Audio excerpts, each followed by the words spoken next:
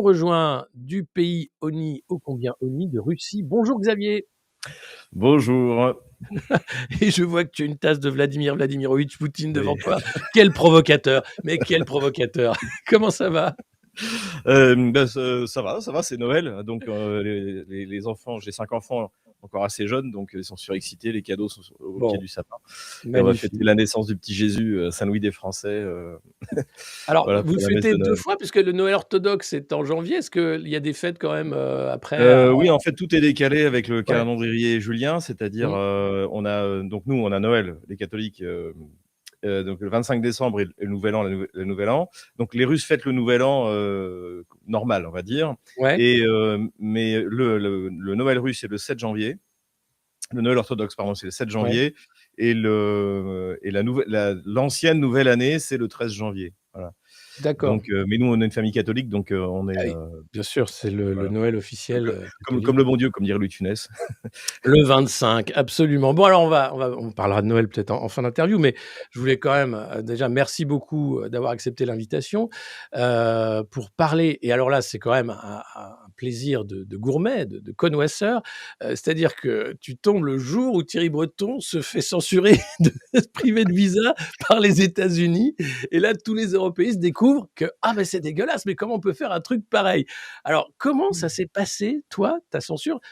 Formidable coup de pub, hein, du coup, le monde entier connaît Xavier Moreau. J'imagine que, tu as pris des abonnements comme jamais. Comment ça s'est passé cette censure? Sachant qu'il y a quand même 2 choses, qui moi me choquent. Un, c'est que tu as servi sous le drapeau, tu es un ancien militaire français, donc on peut pas, nier ton patriotisme et ton amour de la France. Et 2, tu n'as, pas, opéré en France pour ce qui serait de faire de l'ingérence puisque tu es basé à Moscou et tu as une émission sur RT, en français. Et donc tu fais, et puis Stratpol, bien entendu, où là tu fais une analyse, et là tu es libre de faire ce que tu veux puisque tu es basé à Moscou. Donc je comprends pas en fait sur quelle base, tu as été censuré par l'Union européenne. Est-ce que tu as reçu une lettre, des huissiers? Enfin, comment ça s'est passé cette censure? Non, en fait, j'ai reçu aucune notification. J'ai un de mes amis, oui, c'est extraordinaire. J'ai un de mes amis qui m'appelle, ça devait être le jeudi ou le vendredi d'avant. Ouais, Donc j'ai été entre guillemets condamné, mais j'ai pas été condamné parce qu'il n'y a pas de jugement. c'est J'ai été ça. mis sous Ouais. sanction lundi 15. Voilà, Et donc ça sanction. devait être vendredi, jeudi, vendredi, un de mes amis m'appelle et me dit Xavier, je suis désolé, je viens d'apprendre que tu es sous sanction. Je dis mais de quoi tu parles? Et il me dit bah c'est quelqu'un qui a pas mal de relations en fait, on en a beaucoup dans certaines administrations. Il me dit ouais, vraiment si tu as besoin de quoi que ce soit, je dis écoute, c'est bizarre, tu es avec le colonel Jacques Beau. Je dis quoi, le Jacques Beau? Oui, Et je oui. vais sur internet, je tape sanction Xavier Moreau Jacques Beau, et là je vois un article de la très mal nommée Radio Free Europe, hein, qui était normalement une émanation du secrétaire d'État aux affaires étrangères américain, Ouais, payé par USAID. l'USAID. Donc je sais pas qui Ouais. paye maintenant, à mon avis c'est plutôt l'Union européenne. Qui effectivement met ça. Mais j'avais du mal à y croire en disant, je suis citoyen français, on sanctionne pas ces citoyens. C'est pas, et en plus les sanctions c'est du lourd, c'est bien pire que ce qu'a Mmh. Thierry Breton, qui de toute manière n'est pas américain. Donc en fait, bon bah les Américains ont, C'est ça, ont le droit d'autoriser qui veulent à venir sur leur territoire. Ça me c'est choque ça. pas. Ça me choque pas. Donc j'attends, et puis finalement le 15 ça tombe. Alors, pour répondre à ta question, sur ce que tu peux trouver sur le site de l'Union européenne, c'est marqué que donc je suis un agent d'influence, etc. Et j'aurais prétendu que que l'Ukraine aurait organisé elle-même sa propre invasion pour rentrer dans l'OTAN. Je dis, Tu as qu'est-ce jamais que dit c'est que ça? J'ai jamais dit ça. Non? Et c'est la même explication qui est donnée pour Jacques Beau. Je lui dis, mais D'accord. même Et Jacques lui Beau, non il plus n'a n'aurait jamais jamais dit ça? sorti un truc pareil. Non, Et non. depuis, en fait, on en a eu le fin mot. En fait, Jacques Beau citait un conseiller de Zelensky, Arestovitch, qui en 2021, je crois, disait il Mmh. faudrait qu'on fasse la guerre, que la Russie nous fasse la guerre, comme ça on pourrait rentrer dans l'OTAN. Mmh. Il a juste cité ce conseiller de Zelensky. Donc déjà, le motif affiché est faux. Alors en fait, derrière, normalement, il y a des vrais motifs. Donc ça, il faut prendre un avocat, ce que j'ai fait, Ouais. et qui va faire une requête pour demander qu'est-ce qu'il y a derrière tout ça. Une requête à qui? Parce que j'ai regardé, hein, la procédure pour imposer des sanctions individuelles de l'Union européenne, tu as plusieurs, points, hein. D'abord, c'est, la la représentante aux affaires, internationales, c'est-à-dire Kaja Kallas. qui va proposer une liste au Conseil de l'Europe. Donc, déjà, bon, c'est à Calas. Bon, déjà, ça commence mal. Ensuite, cette liste est discutée avec des groupes de travail sur la question politique et le comité pour la politique et la sécurité et le comité des représentants permanents. Et puis, il y a la décision donc de ce comité de Foreign and Security Policy qui tombe ensuite. Et puis la publication et l'entrée en vigueur et l'implémentation, comme ils disent. Voilà, donc c'est impressionnant de voir ça. Donc quand tu prends un avocat, tu t'adresses à qui Donc, pour il contester? y a des avocats qui sont spécialisés dans la lutte contre les sanctions. Ouais. Le problème, c'est que à la base, en fait, ces sanctions, c'est fait pour être mis contre soit des gens, un peu comme Breton par rapport aux États-Unis, c'est-à-dire qui Mmh. finalement s'en moquent du point de vue matériel, tu t'en moques puisque tant pis, il ira plus aux États-Unis, tant pis pour lui, mais je pense qu'il est vexé, mais c'est pas si grave. Donc Mmh. à la base, c'est fait pour en gros des milliardaires ou des millionnaires. Ouais. Donc il y a des avocats qui sont devenus spécialistes pour aller auprès de l'Union européenne,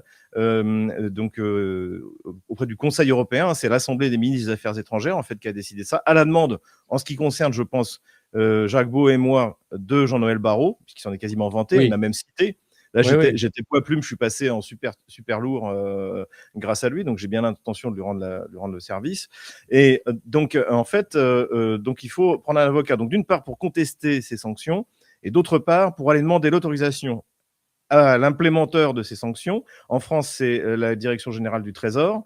L'autorisation pour t'acheter à manger, si tu habites en France, Ouais. payer ton téléphone, payer ton Ouais. électricité. Moi, j'ai un crédit que d'ailleurs j'étais sur le point de terminer à la BNP, qui pourtant avait fermé mon compte en 2022 parce que c'est la deuxième offensive. Je dois demander l'autorisation de finir de le payer parce que la BNP m'a appelé pour me dire elle me dit vos fonds sont gelés. Je lui dis mais c'est à vous, c'est ce que je vous dois. Parce que j'avais déjà, il me dit ah bah non mais c'est gelé, donc faut que je demande. Et ce Le que je droit veux de dire, c'est payer. que Non, mais alors attends, parce que ouais. là, on est chez les Shadocks, hein. C'est un truc de fou. C'est-à-dire Je que serais toi, mieux tu es traité si j'étais mis en examen pour trafic de drogue. Parce que ah oui, j'aurais utilisé ma carte de crédit, mon téléphone, payé mon électricité et tu envoyé de pourrais tout l'argent à faire mes parents, tu vois? tout faire Et depuis ta recevoir de cellule. l'argent et je recevoir de l'argent. C'est-à-dire qu'il y a des tas de gens qui m'écrivent en me disant: «Monsieur Moreau, comment est-ce qu'on peut vous aider? Où est-ce qu'on peut» parce que tous mes comptes sont bloqués. «Où est-ce qu'on peut vous envoyer de l'argent?» et cetera. Je leur dis: «Surtout ne le faites pas. Si vous le faites, c'est contournement des sanctions, c'est la Ouais, prison. 5 ans de prison pour vous». ouais. Donc en fait, Attends, je dis parce pas que que c'est indolore, parce qu'effectivement, une partie de mes revenus n'est de là. Ça nuit à mon travail sur Stratpol, ça ouais, alimentait, j'ai quand même une équipe derrière moi. Donc je dis pas que c'est indolore, mais en même temps, parce qu'en fait, c'est un travail collectif. C'est aussi le travail de gens comme Alexis Poulain. C'est-à-dire qu'en fait, moi, je suis l'exemple. Ils m'ont pris moi, et je crois savoir mais pourquoi. C'est parce que je suis double citoyen et c'est que ça. j'habite en Russie. Donc en fait, ils peuvent me mettre sous sanction et en même temps, je vais pas tout d'un coup aller sous les ponts ou protester devant le palais de l'Élysée avec ma femme et mes 5 enfants Mmh. parce que j'arrive pas à les nourrir. Parce que en fait, si j'étais en France, c'est ça qui se passerait. Jacques Ouais, Beau, il est coincé à Bruxelles. Il n'a pas le ouais. droit de traverser et donc il peut pas bouger parce que pour retourner en Suisse, doit survoler ou passer par la France. Et donc, il n'a pas le droit de traverser les pays de Mais l'Union ça, européenne. c'est Donc, s'il dingue, fait c'est ça, il dingue. contourne les sanctions. C'est de la prison. Et il peut pas s'acheter à manger. Et il peut pas payer son loyer. Il peut pas. Il est coincé à Bruxelles parce qu'il y vivait. Il a 70 ans. C'est un colonel de l'armée suisse qui Non, mais a, qui ça a- ça aussi, tu te rends compte? Non, mais faire ça à euh, un colonel de l'armée suisse, mais on marche sur la tête. Enfin, toi, comme tu dis, tu es à Moscou depuis plusieurs années, tu avais déjà rapatrié tes avoirs. Enfin, tu dis tu avais un prêt à la BNP. Les banques t'avaient déjà fermé tes comptes, hein, c'est ce que tu m'as Ouais, expliqué. alors j'ai perdu en fait la première vague de sanctions non officielles contre moi, Mmh. c'est ce que fait le régime, c'est-à-dire de Macron, c'est qu'il sous-traite les sanctions aux Ouais. banques, à YouTube. C'est la fermeture de mon compte YouTube. J'avais 185 000 abonnés en septembre 2022. J'étais observateur du référendum dans le Donbass. Je suis rentré, j'ai perdu mon compte, ma chaîne YouTube. Voilà. Mais j'ai pu rebondir grâce aux plateformes alternatives et surtout j'avais créé donc des systèmes pour demander des soutiens à mon Mmh. public et qui marchaient pas trop mal. Donc il y avait Patreon, Tipeee, tout ça tout ça est terminé, tout Ils ça t'ont est fermé. fermé toutes les cagnottes, hein, c'est Voilà, ça? Ouais. et même les gens, encore une fois, qui voudraient m'aider ne le peuvent pas. Alors, je suis en train de voir avec mon avocat, bon, moi, je peux rien demander. Les seuls gens qui pourraient m'aider, c'est les gens qui seraient ni citoyens de l'Union européenne, ni résidents dans l'Union européenne. Et là, ils pourraient m'envoyer, par exemple, sur un compte en Russie ou en zone libre aux États-Unis, en Serbie ou je ne sais pas où. Donc ça, je pourrais le faire. C'est pas illégal de ma part et ce serait pas illégal pour les gens qui ne sont pas citoyens de l'Union européenne. C'est quand même un peu essentiel dans mon public de donner. Mais sinon, je vais voir si peut-être aider ma famille sur le compte de ma femme. Ça, ce serait peut-être possible, mais pour Et l'instant, je ils suis peuvent en. pas est-ce que l'étape d'après, c'est pas de sanctionner aussi les époux, les conjoints et de dire: «Ah C'est bah» ce qui peut arriver. ouais. C'est ce qui peut arriver. Donc, je travaille avec un avocat. Ce que je voulais revenir par rapport à l'avocat, Ouais, ouais, c'est c'est qu'en fait, ça important. coûte une fortune. Mmh. Ça coûte une fortune. Encore une fois, c'est des sanctions qui ont été faites pour mettre contre des milliardaires et des millionnaires, ce que je ne suis pas. Et donc en fait, c'est aussi ça le problème, c'est que tu lances dans une bataille, et moi je veux y aller, je veux porter plainte pour diffamation contre Jean-Noël Barrot qui m'a publiquement traité d'ingénieur du chaos, agent de déstabilisation russe, etc. Donc ça, je veux l'attaquer. Mmh. C'est de l'argent. C'est pas le plus cher, mais c'est de l'argent. Ah Je oui. veux bien sûr donc j'ai cet avocat qui est en train de demander les autorisations au Trésor public, etc. pour que je puisse payer le minimum de ce que je dois, et ensuite aller devant la Cour européenne des droits de l'homme, en espérant obtenir jurisprudence, puisque là, j'ai consulté pas mal de mes amis juristes, avocats. Ils m'ont dit que tu n'as pas eu de procès équitable, tu n'as même pas eu de procès du tout. Non, c'est ça. Mais il Et y a pas de procès puisque dans le cadre des sanctions, c'est une ouais, liste, hein, donnée par Kaja Kallas. Alors, sans doute, comme tu le dis, à la sur la proposition de Jean-Noël Barrot et d'Emmanuel Macron. Et puis après, voilà, ils font un petit deal entre eux en disant: «Bah, lui, ouais, c'est fini, ouais. quoi». C'est fait Donc du quand prince. tu fais appel enfin, quand tu fais appel de cette décision, tu fais appel auprès de quelle instance? Alors, donc il y a 2 instances. Donc tu as l'instance d'implémentation, ça, c'est chaque pays qui choisit la manière dont il le fait. En Ouais, France, c'est la direction, générale du Trésor, la OK. DGT. Donc ça, c'est vers eux, et sinon tu vas, vers, je crois que c'est la Cour de justice de l'Union européenne, Mmh mh. où là déjà tu demandes en fait: «Pourquoi vous m'avez» je veux avoir le dossier complet. «Pourquoi vous m'avez accusé de ça?» Pour l'instant, je ne sais pas. J'ai même pas été notifié. J'ai même C'est-à-dire pas tu as été rien re notifié. La aujourd'hui, tu as reçu notification, c'est aucun la document. BNP lundi matin qui m'appelle: «Monsieur Moreau, vos fonds sont gelés». Je dis: «Hein?» donc il m'appelle, c'est comme ça que je l'ai appris officiellement, j'ai compris que c'était du sérieux, et après Ouais. tout est bloqué. Et donc en fait, et on va demander les explications, et ensuite on va dire: «Bah, c'est faux». Par exemple, je vais dire: «Ce dont vous m'accusez, dans ce que je sais, c'est-à-dire je ne l'ai jamais dit». Après, j'ai vu, il y a pas mal d'articles qui sont sortis. Il y en a notamment, il y en a un dans, je crois que c'est dans La Croix, qui est un des plus agressifs contre moi. Sinon, ils sont plutôt prudents sur cette affaire qui est Mmh. quand même grosse, hein. Ouais, ouais. Mais qui dit que je serais à la tête d'une centaine de sites d'information, de manipulation. C'est des informations russes, là, Ouais, les et donc, fameux, ouais. si tu veux, moi, j'ai l'impression, c'est que quand je regarde un peu, par exemple, les rapports de l'IFRI, le dernier rapport de l'IFRI, pour expliquer à quel point la Russie est dangereuse, en fait, je pense qu'il y a beaucoup d'IA. Et Mmh. donc, je pense que ces accusations, je ne serais pas étonné que ce soit, ils aient pris une IA, comme ils sont paresseux, et qu'ils aient repris tout ce qui traîne dans les médias, qui est complètement bidon.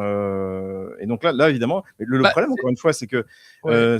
euh, pour être, moi, je voudrais à terme, je voudrais être dédommagé, parce que pour moi, ça a été un Oui. manque important, mais ça sera Bah, au là, niveau tu de la as plus de corruption. revenus en gros, pour ce qui est de Stratpol, alors tu Le as Stratpol, c'est lessivé. ouais, mais Mais tu bon, devais être après, il y a des perdu. gens qui sont venus m'aider. Il y a des Français qui habitent ici, qui sont Mmh. venus, m'aider. Donc, de toute manière, je vais pas m'arrêter. J'ai en plus des gens de mon équipe qui m'ont dit: «Xavier, tant que tu peux pas, on travaille gratuit». Souvent dans ces milieux, blogueurs, IT webmaster, ils ont plusieurs boulots. Et ils m'ont dit: «Xavier, tant que tu peux pas payer, on continue gratuitement. Mais moi, ce que je veux, c'est retrouver». Donc, de toute manière, je me bats, je vais continuer, je ne lâche rien. Ici, je travaille pour RT, je suis un entrepreneur, donc j'ai des revenus. Je dis pas que c'est indolore, encore une fois, mais Mmh. globalement, ça va pas, enfin, ça m'arrêtera pas, quoi. Je suis pas entré en Ouais. dépression. Et puis, encore une fois, ça va nous donner un argument massue pour dire ce qu'est l'Union européenne. C'est une Ouais. dictature, c'est une tyrannie. Il y a le principe même de l'état de droit, qui est d'avoir un droit à un tribunal où on peut se défendre, où on peut s'expliquer avant d'être condamné. Tout ça a disparu. Et voilà. Alors qu'en Russie, ça existe. En Russie, oui, il y a les agents Alors, étrangers, c'est ce que mais j'allais il y a des demander. lois. Ouais. Il y a un Français qui est en prison, en Russie. D'ailleurs, un journaliste de LCI a pu poser la question lors de la conférence de Ouais, presse de Vladimir Poutine. Laurent Et Vinatier. voilà, sur quelle base, lui, il est retenu, en Russie, par exemple? Alors, à la base, je crois qu'il a pas respecté la législation sur les agents étrangers. Donc, quand les agents étrangers, c'est une loi qui a été prise en Russie il y a peut-être 10 ans maintenant, je crois. J'ai peur de dire une bêtise, mais c'est assez récent et en fait, qui est une copie allégée de la loi américaine de 1938. D'accord. La loi américaine est bien plus restrictive. Donc, vous pouvez venir en Russie, par exemple, faire du lobby, mais il faut vous déclarer. C'est ça, mais comme auprès de la Commission européenne, ouais, C'est c'est ça. la même chose, Donc ouais. il y a cette première chose-là, mais d'après ce que j'ai vu dans la presse, il y a également une histoire d'espionnage.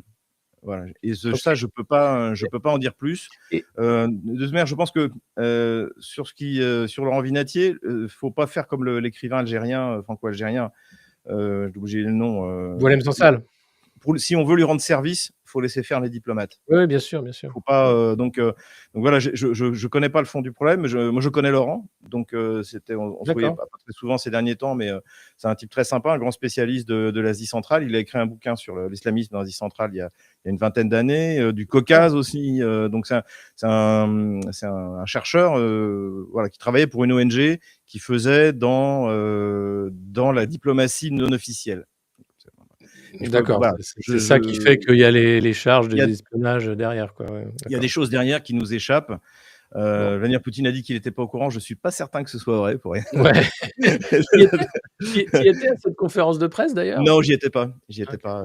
J'y étais pas. Parce que moi, je tournais mon émission de fin d'année d'accord. pour RT. Donc voilà. Mais cela dit, j'ai bon espoir que effectivement l'affaire soit résolue. Rapidement, Voilà. ouais. Ça, c'est Ouais. encore une fois, c'est à nos diplomates de le faire. Il vaut mieux pas commencer S'en mêler, ouais. à, Et à hurler.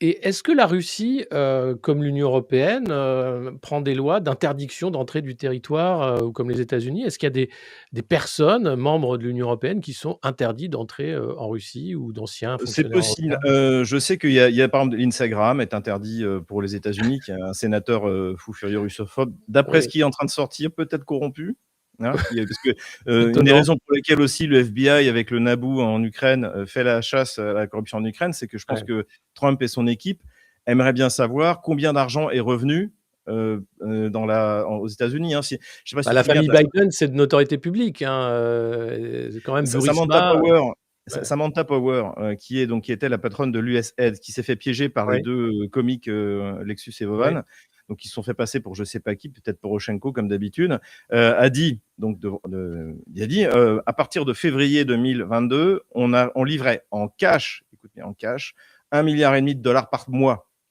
par mois». La perquisition qui a été faite chez Minditch, il y avait encore des paquets de cash où c'était ouais. marqué Atlanta, Oui. Kansas City et Il y donc avait 10 millions de dollars en cash, je crois. C'est le c'est chiffre est vrai, fou. ouais, c'est ça et en fait, le détournement, à mon avis, est monstrueusement bien plus que ça et la question qui intéresse Trump, c'est qui au sein des néocons du parti républicain et du parti démocrate, a pris des retours de commission. C'est Mmh. là-dessus, en fait, qu'il travaille. Je dirais même plus que ce qui se passe en Ukraine.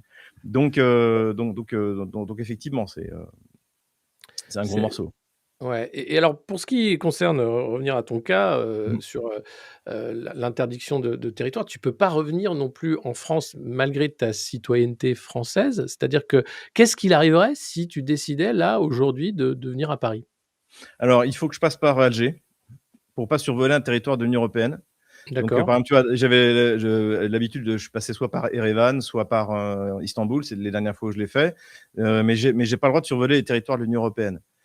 Donc, Istanbul, tu survoles la Grèce. Bon, mmh, donc, en fait, il faut que je passe, je vais à Alger, et à Alger, je traverse en avion, hein, la ouais, Méditerranée, et là, on peut pas m'empêcher parce que je suis citoyen français. Après, qu'est-ce qu'ils vont me d'accord. faire à l'arrivée? Alors, minimum fichier S, hein, Oui. donc c'est-à-dire, le portique automatique marche pas, voilà, il prend un truc, il appelle son chef, il photocopie, il en prend des photos, voilà, vous allez où, vous faites quoi? Donc j'ai le droit, à la PAF, j'ai le droit d'un petit interrogatoire supplémentaire et quand Mmh. la douane, est là, là, on peut ouvrir ma valise, pareil, ils prennent tout, ils photocopient tout, mais c'est plus du Ils appliquent une procédure, c'est plus pour me faire perdre mon temps et m'énerver qu'autre chose. Ouais. Après, si un juge décide, le problème c'est qu'en fait, on est dans l'arbitraire le plus complet. Donc il y a peut-être un juge qui va tout d'un coup donner un mandat d'arrêt, et là je partirai en garde à vue.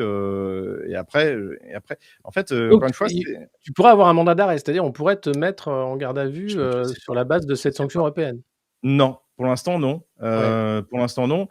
Sauf si je commençais par exemple à faire des vrais contournements de sanctions, voilà. Mais bon là, Mmh. maintenant j'ai un avocat qui, on y va, on dit bon, qu'est-ce que vous voulez qu'on fasse? Je veux respecter, donc voilà, je fais plus rien, je touche plus à rien.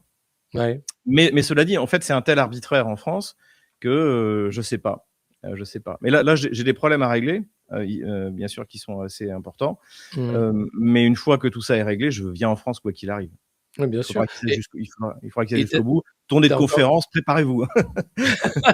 ça va être blindé, mais tu as encore de la famille en France, Oui, mais bah, je devais retourner à Moscou avec mon aîné, pour passer Ouais, Noël catholique en famille. Donc ça, bien sûr, j'ai tout annulé. ouais, Et puis, ouais, l'essentiel de ma famille est en France. Et en plus, on a coutume de passer Noël en famille, bah, ce sera sans moi cette année. c'est Donc ouais, c'est c'est, dingue. mais cela dit, encore une fois, comme quoi, encore une fois, je dis pas que c'est indolore, mais Mmh, ça met la bête immonde. Ça monte le Léviathan oui, tel qu'il est. Voilà. Et ouais, si ça peut servir à ça, bah, il faut utiliser le fait que ce soit tombé sur moi. Et puis encore une fois, maintenant, je boxe dans la catégorie d'un ministre de la République. Ça me va. Ça me va. ouais, Donc là, j'attends de dès que j'ai trouvé les moyens de le communiquer, c'est ça, ouais, que je vais publier, où ça va être marqué, que je poursuis Jean-Noël Barrot pour diffamation et diffamation. injure. Voilà, donc ça c'est, de mon côté, je vais faire tout ce que je peux pour que notre cause soit défendue, pour montrer ce qu'est réellement la tyrannie de la dictature de l'Union Oui, européenne et qui est en train l'arbitraire d'arriver, mais total. alors moi, ce qui me choque, c'est la lâcheté de la classe politique.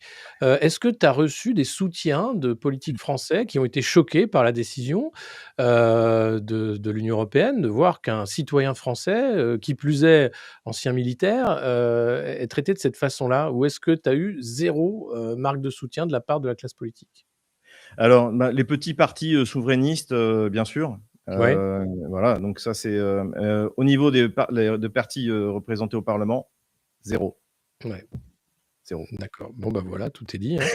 Et en C'est-à-dire plus, je viens que d'écouter Marine Le Pen qui a dit qu'on pouvait réformer l'Union européenne de l'intérieur, blablabla. oui, Donc oui, là oui. maintenant, moi, je veux la destruction de l'Union européenne. Ce Ben, on est truc, ce nombreux Léviathan à total. vouloir la fin de cette, Oh, horreur technocratique, ouais, totalitaire, qui est en plus maintenant, dirigée par, une Allemande qui a pris la grosse tête, donc tout va mal se passer, hein. Et ça peut pas bien se passer, il faut non. être, clair sur, ce qu'est l'Union européenne, Nous, on a et le une fait espèce de clan maintenant d'être germanique là, de binôme germanique infernal, ouais, entre eux et Friedrich Merz, le fou ouais, furieux ancien de BlackRock, à mon avis, ça joue aussi ouais, beaucoup. ça Van der Leyen ouais. je sais pas ce qui leur prend là, une espèce Il y a une de frénésie. Alors, ouais, il y a frénésie. aussi, on voit en Allemagne maintenant, l'AfD être accusée d'être un parti de Mmh. l'ingérence russe.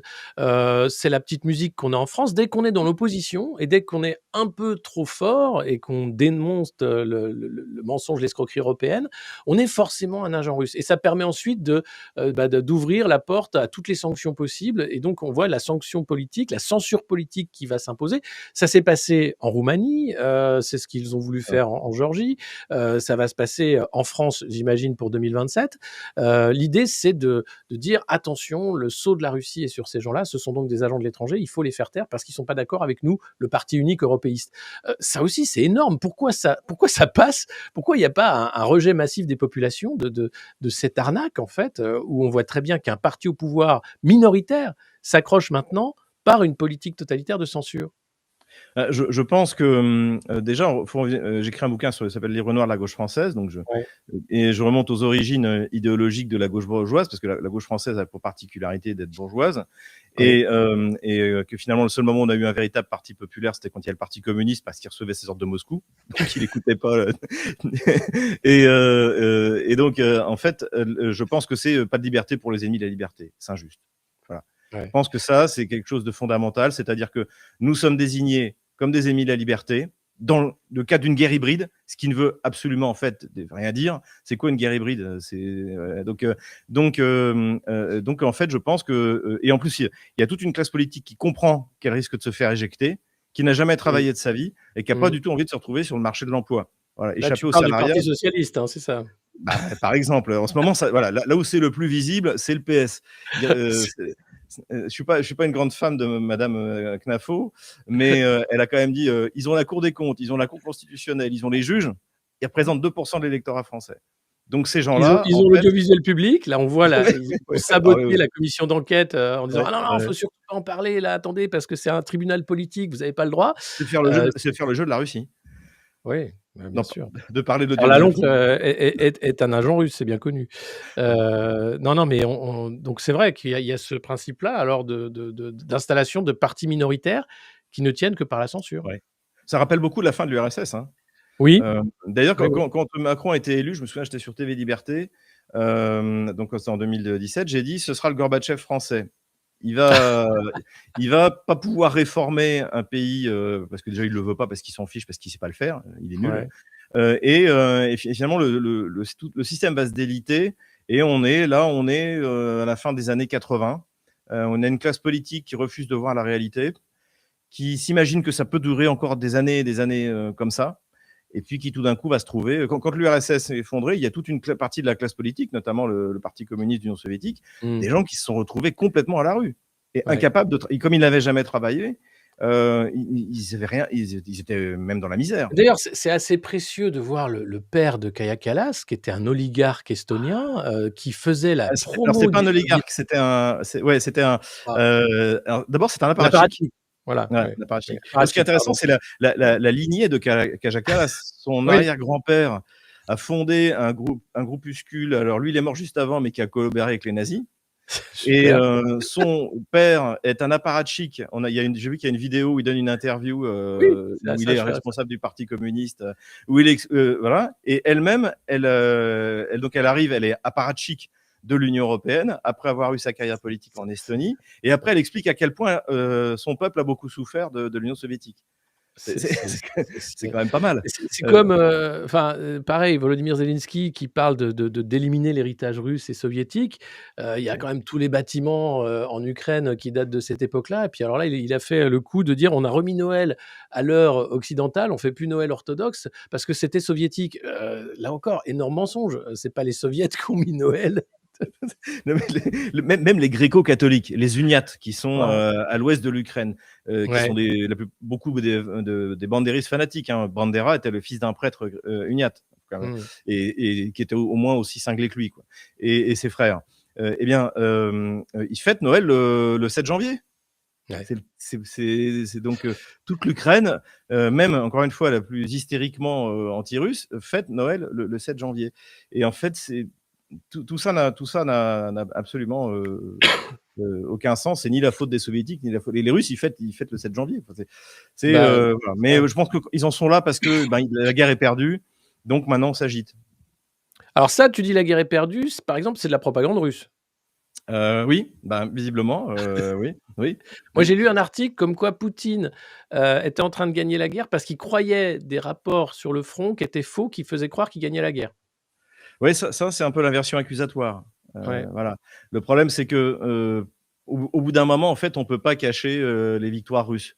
Donc par exemple, je sais pas si tu te souviens, Bakhmout, Mmh. on nous a expliqué pendant longtemps, maintenant, ils ont fini par reconnaître que Bakhmout était tombé, parce que le fond, et là, c'est la ville de Seversk qui vient d'être prise, Ouais. qui est un bastion extrêmement important. Bah, là, finalement, 2 semaines après, ils ont reconnu que la ville était tombée, et ce Alors sera ils ont dit pareil qu'ils non, avec, ils avaient abandonné la ville, les forces ukrainiennes avaient oui. abandonné la position dans la Ils ont ville. abandonné volontairement un des principaux bastions qui permettait de tenir le Donbass. Oui, bien Et il sûr. y a Kupiansk là où Zelensky s'est filmé devant l'entrée de la ville en disant que la ville n'était Ouais. pas prise, où là encore on imagine que la ville n'est pas forcément sous domination ukrainienne. En fait, il y a eu 4 batailles de Kupiansk. Il y a eu la première, en fait, c'est même pas une bataille. Les Russes l'ont pris en 4 jours, le 28 février 2022.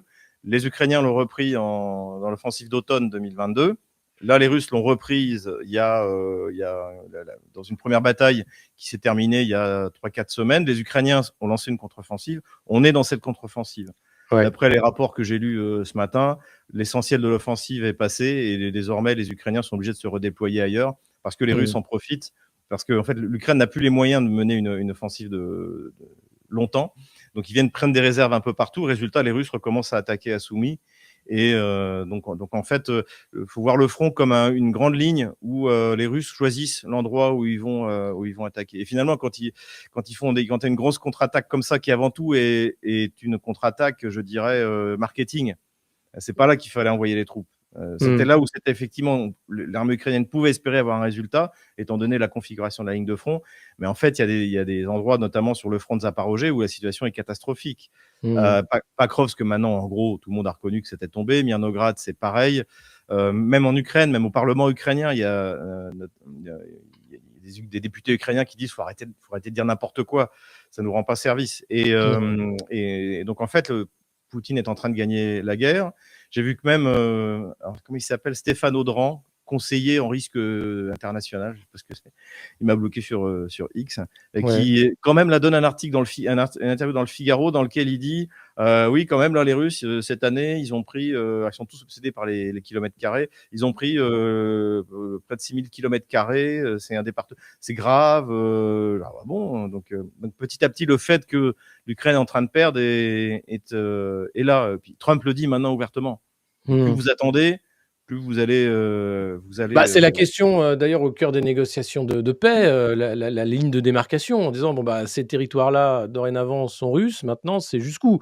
Et plus vous attendez, plus, le la ligne avance. On a bien vu, Trump n'a pas livré les Tomahawk, les Allemands n'ont pas livré les Taurus, l'Ukraine, alors si, il y a eu quelques frappes de drones, notamment, navales, et autres, sur des infrastructures énergétiques en Russie.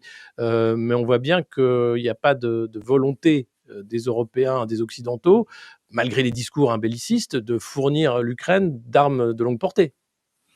Tout à fait. Et de toute manière, encore une fois, les armes de longue portée, déjà, il y en a pas énormément. Même des Mmh. Tomahawk, ça coûte très cher. Oui. Il y en a pas énormément. La version terrestre, puisqu'à la base, les Tomahawk, c'était des versions embarquées sur des navires ou des sous-marins. Donc, la version terrestre disponible, il y en a très peu. Et puis, ça serait une escalade pour ne rien changer de toute manière sur la situation du Ouais, terrain. ouais. Et je crois surtout ce qui a été vraiment là le tournant, c'est pour ça que moi j'attendais ça, j'en avais parlé beaucoup dans mes analyses, c'était la décision du 18 décembre, qui n'a pas eu lieu, le vol des avoirs russes. Oui, Donc alors ça veut ça oui, dire, c'est important, voilà, ouais. donc ça veut dire plusieurs choses, c'est-à-dire que la raison l'a emporté. Moi, comme c'est mon côté un peu Lénine, je suis pour les, comment dire, pour faire flèche de tout bois. J'avais dit pour nous en tant que Français, ce serait pas mal. Ça accélérerait l'effondrement de l'Union européenne et du régime d'Emmanuel Macron, puisque les créditeurs de la France diraient bon bah c'est trop dangereux. Il y aura plus Nous, d'investissement, nous, ouais. nous on D'ailleurs, arrête on arrête. Macron a œuvré contre cette C'est ce solution, qu'on a hein, appris depuis et je ne suis pas étonné. J'en parlais hier avec un de mes amis qui est chercheur russe et il m'a dit génial. mais comment t'expliques ça? Je lui ai dit bah, malheureusement lui et son entourage ont fait le même analyse que moi. Mmh. C'est-à-dire que ce sera un accélérateur de la révolution en cours qui est déjà en Mmh. train de marmiter. Donc voilà. Mais ce qui est aussi intéressant, c'est donc ils pouvaient pas finir ce sommet par une non-décision. Et donc ils ont sorti ce truc de 90 milliards garantis par le budget de l'UE. Mmh. Donc, avec 3 pays qui ont dit nous, ça ne nous intéresse pas. En fait, Mais c'est globalement, comment est-ce que ouais, cet argent va être donné? La question, c'est ça. Qui va le donner? La Banque Centrale Européenne a dit que ça ne l'OTAN? l'intéressait pas de Ouais, garantir ça. OK. Donc, et puis le budget de l'UE, il n'est pas hyper extensible. Et on va voir à quelle vitesse, en fait, finalement, ces prêts vont être accordés. Ce n'est pas 90 milliards tout d'un coup qui vont être donnés. Non, non. Et je n'exclurais pas qu'en fait, rien n'ait été décidé Mmh. parce qu'il n'y a plus d'argent. Et Mais si tu veux, c'est aussi ça un des signes pour l'Union européenne. C'est ouais. OK, vous avez poussé l'Ukraine à faire la guerre en lui disant que vous la soutiendrez jusqu'au bout. Mais finalement, vous en êtes réduit à vouloir piquer 200 milliards aux Russes parce que vous n'avez plus d'argent alors que vous êtes 27 pour faire la guerre contre un pays qui est tout seul, du point de vue du financement. C'est ça, votre superpuissance Union européenne que tout le monde nous envie. Ailleurs, c'est la jungle, hein, comme disait l'autre. Mmh. En fait, vous n'êtes pas capable de faire la guerre contre la Russie. Vous n'avez pas d'armée, vous n'avez pas de soldats, vous n'avez pas d'argent. Et vous avez notre ami Jean-Noël Barrot qui continue à faire des ultimatums, à balancer des ultimatums. Et puis là, Mmh. tout d'un coup, on a Macron qui dit Et «Oh, faudra peut-être reparler avec Poutine». du coup, on en est au 18e, 19e paquet de sanctions, je crois. 20e, Alors 20e, 20e, 20e, oh ça va trop vite, je n'arrive pas à suivre. Ça a marché, L'économie c'est russe, bon. Cette fois, c'est Bru le bon. OK, bon, alors l'économie russe, donc Bruno Le Maire l'avait déjà mis à genoux. Ensuite, on a entendu Le Cornu qui a redit à peu près, ils disent tous à peu près la même chose. On voit bien que ce n'est pas le cas. Et alors, ce qui est drôle, c'est de voir que les critiques des européistes se dire: «Oui, mais l'économie russe, elle fonctionne grâce à l'économie de guerre, donc pour survivre, Poutine doit faire la guerre parce que maintenant il est en économie de guerre». Et le projet de Macron et des européistes, c'est de passer l'Europe en économie de guerre, donc de faire la guerre. En fait, on a l'impression qu'il y a beaucoup de mensonges, beaucoup de jeux de poker pour faire croire qu'on va faire des choses, mais en fait, voilà, on ne sait pas vraiment où on va, on navigue à vue. Et là, c'est un peu la goutte d'eau, c'est-à-dire les droits de douane avec la Chine, la guerre contre l'administration Trump, la guerre contre la Russie, c'est trop en fait pour des personnes comme, von der Leyen, Kallas, Macron et cetera. Là, ils peuvent pas gérer, ça en fait. Ça il y a une accélération du temps là, politique. Tout à fait, ils ont pas le niveau. Déjà, ils ont pas le niveau intellectuel, hein, je suis désolé, moi, ce que je constate, c'est quand même un effondrement. D'ailleurs, Jean-Noël Barrot me paraît quelqu'un tout à fait limité. Le fait même qu'il m'a cité, mais il est cinglé. Enfin, je veux dire que Il merci, s'est mis en je le dis encore danger une en fois, tant que c'est ministre. mon nouvel Ouais, attaché de presse. Merci, ouais, merci ouais. infiniment. Mais donc ça veut dire qu'il y a quand même des choses qui tournent pas rond, chez nos élites. On le voit chez Emmanuel Macron quand il se précipite, il part en courant vers des Chinois là qui l'applaudissent. On voit bien ça tombe, son anniversaire, Ah, au à Abu Dhabi avec Thibaut InShape, ouais. est-ce que C'est vous la voyez lou Poutine ou Xi Jinping faire quelque chose comme ça? On a vu Poutine à la pêche, hein, torse nu à l'époque, où il se mettait en scène aussi, il faisait du judo. Xi Jinping jamais. Oui, Mais à une époque, Poutine avait une communication, ouais, très ouais, sportive. mais Poutine en fait s'adressait aux Russes. Oui, Il fait pas ça au Qatar. ouais, c'est Poutine, vrai. il a montré: «Je suis un Russe comme les autres. Quand je prends des vacances, j'en prends pas souvent, je vais pêcher, en Sibérie». C'est ça C'est qui est le ça, message de Poutine, ouais. ou dans le Grand Nord, russe. Donc voilà, je suis un Russe comme les autres et c'est vrai ce qu'il est, c'est quelqu'un qui vient du il est issu du peuple, il a grandi par la force de son travail et de sa volonté. Donc c'était tout, c'était pas destiné, c'est jamais d'ailleurs rarement destiné Ouais. à l'opinion publique, internationale. Mais là, c'est tellement ridicule avec ces espèces de blogueurs là. Mais on, et Ah puis bah, et surtout, c'est en l'ami plus, le problème, officiel, c'est hein. que tu vois ce que vraiment là où j'en veux à Macron, c'est qu'en fait, depuis 2017, toutes les institutions, y compris celles que les Français aimaient le plus, ont été bafouées par cet homme. Mmh. Les flics, alors je dis pas que les Français aient toujours beaucoup aimé les flics, mais les flics sont détestés depuis les gilets jaunes Ouais, et depuis ce qu'on voit maintenant avec les avec paysans. La justice, déjà Macron est arrivé sur un coup d'état judiciaire. Bon, les médias, ils étaient déjà détestés avant, mais ça n'a fait que oui, la justice, les Français n'ont plus confiance dans leur justice. Et il y avait une institution dans laquelle la santé, la santé, la vaccination obligatoire a rendu haïssable l'institution médicale. Les Et maintenant, c'est l'armée. Depuis que Macron est là, il envoie tous ses chefs d'état-major, c'est vrai. ou chefs d'état-major de l'armée de terre, toutes les semaines, nous balancer, de la guerre hybride, de la menace, mais personne ne faisait ça avant. C'était la Non. grande muette. Ils exécutaient les ordres de l'exécutif, ça, c'est pas choquant, mais maintenant, il les envoie au carton pour vendre sa politique, de dingo. Et donc ce qui fait qu'aujourd'hui, là, il utilise l'armée pour se montrer comme un chef de guerre, à fêter son anniversaire au milieu des soldats. C'est obscène. Et ce Bah, qui il a fait pas que d'amis, maintenant, les Français qui mmh. aimaient l'armée, qui aimaient leur armée, ils avaient raison de l'aimer. Eh bien, en fait, il va, c'est le président toxique, comme dirait Salvador Ouais, Garcia. ouais, il y a un livre, hein, sur la toxicité, la perversité, le fait qu'il avait vraiment Ouais, tout ouais. corrompu, d'une certaine façon. D'ailleurs, à propos de l'armée, parce que tu as eu des attaques, directes, concernant, ta carrière militaire, est-ce que tu peux nous dire, c'était quel était ton passage, sous le drapeau, justement, pour nos auditeurs? Oui, alors contrairement à ce que j'ai lu, j'ai pas fait 5 ans, j'en ai fait 7. Bon, c'est pas Voilà. beaucoup plus, donc je fais Saint-Cyr. Donc Saint-Cyr, c'est 3 ans. Mmh mh. Ensuite, j'ai fait l'école d'application de l'infanterie. Donc à la sortie de Saint-Cyr, j'ai choisi l'infanterie, et à l'intérieur de l'infanterie de l'école donc ça dure 1 an, l'école d'application de l'infanterie, j'ai choisi les paras. Donc j'ai fait le Mmh. stage de chef de section troupes aéroportées à Pau, et ensuite j'ai servi 3 ans, au sein du 1er régiment de chasseurs parachutistes, formé en URSS, hein.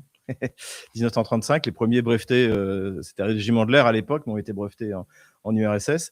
Et donc c'est plus le régiment parachutiste, et donc j'ai servi comme chef de section pendant quasiment 2 ans et demi. Et ensuite, j'étais au bureau opération instruction, et je venais de passer capitaine quand j'ai quitté. Voilà ce que D'accord. j'ai fait. Voilà, Donc moi c'est j'ai clair, j'ai puisqu'il y a et d'ailleurs, j'ai eu des j'ai passé des j'ai pas du tout de rancœur, c'est un moment exceptionnel de ma vie.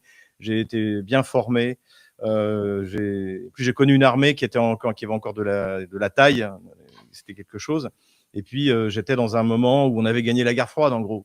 Mmh. Moi, j'étais anticommuniste à l'époque. Donc, c'était avant que je connaisse Régis de Castelnau. Et Qu'on donc voilà, salue. je garde d'excellents Ouais. souvenirs, j'ai absolument aucune rancœur.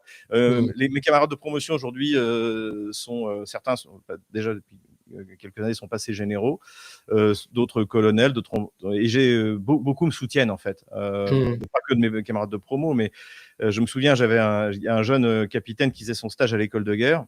Et donc, il m'envoie une photo et il me dit tiens, il y a un géopoliticien belge qui vient de péter un plomb en disant oui, et puis ceux qui disent comme Stratpol que la guerre est déjà gagnée, eh ben, c'est complètement faux. Et il me dit s'il savait que 75% de l'auditoire a lu ton bouquin et pense comme toi. Ouais, c'est donc, ça, mais c'est donc, ce que je veux dire, c'est peut-être aussi une des raisons pour lesquelles j'ai été sanctionné, c'est que de par mes origines, à la fois universitaires, hein, puisque j'ai soutenu, alors je voulais terminer mon doctorat, mais j'ai pas eu je le ferai pendant la retraite. J'ai soutenu mon DEA. J'ai travaillé aux archives du Parti communiste ici, aux archives des affaires étrangères à Moscou. Et donc, comment dirais-je, je pense que c'est ces origines-là aussi qui font que je les dérange. C'est que j'ai de mmh. l'influence dans certains milieux. Oui. De par, encore une fois, j'ai fait mes recherches sous Georges-Henri Soutou, qui est le meilleur spécialiste français de la guerre froide, vice-président de la Sorbonne. C'est quelqu'un de fantastique. Enfin, j'ai toujours une admiration pour lui. Voilà. Et j'ai une vraie carrière militaire. J'ai fait un vrai concours, moi. Et Mmh. j'ai pas utilisé les réseaux de. Ouais, et tu sais de quoi tu parles surtout, Voilà. et c'est ça, je pense, qui met à mal la propagande, qui nous est soumise Ouais, quotidiennement, hein, par les médias, de milliardaires, qui obéissent, hein, tout simplement à Macron. Moi, ce qui me choque, c'est de voir que, quand même une grande partie de la population, s'accommode, hein, de cette censure. Non, finalement, on n'a pas à réfléchir, hein. On nous sert un ennemi, bah, tout bien, le soviet, hein, alors le néo-soviet, hein, le russe poutiniste, et donc ça nous suffit. Au moins on sait pourquoi on se bat. Alors on ne sait pas, mais et surtout ne pas aller chercher. Ce qui me choque le plus, c'est de voir que la question ukrainienne, elle ne commence qu'en 2022 pour les propagandistes. C'est-à-dire ouais. qu'il ne faut pas remonter à 2014 au Donbass, au fait que les accords de Minsk ont été foulés aux pieds, aux différents mensonges européens, à la manipulation américaine avec McCain qui était sur le Maïdan et qui haranguait les foules, tout comme BHL d'ailleurs. Et donc remonter à 2014, c'est déjà faire la propagande du Kremlin pour les européistes. Ça, c'est inacceptable. Ouais. Bah, je pense que déjà, il faut voir que de ce que je retiens de mon dernier passage en France, c'est que les gens sont très déprimés. Oui, Donc en fait, ils sont et pas donc ici, ils pas ici. subissent. Ils subissent. Ouais, À moins, mais ce qui est intéressant aussi, c'est notamment quand tu vois les commentaires sous le compte X de Jean-Noël Barrot. ouais, C'est-à-dire que tu vois que ceux qui s'intéressent à la question sont de notre côté. c'est ouais, Mais de l'autre côté, il y a cette masse de gens malheureux.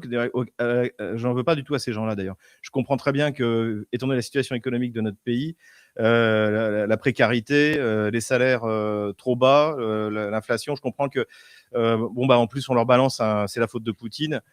Ils prennent ça. Je crois surtout que ça les intéresse de moins en moins. Et parce ouais. que Ah, on t'a perdu.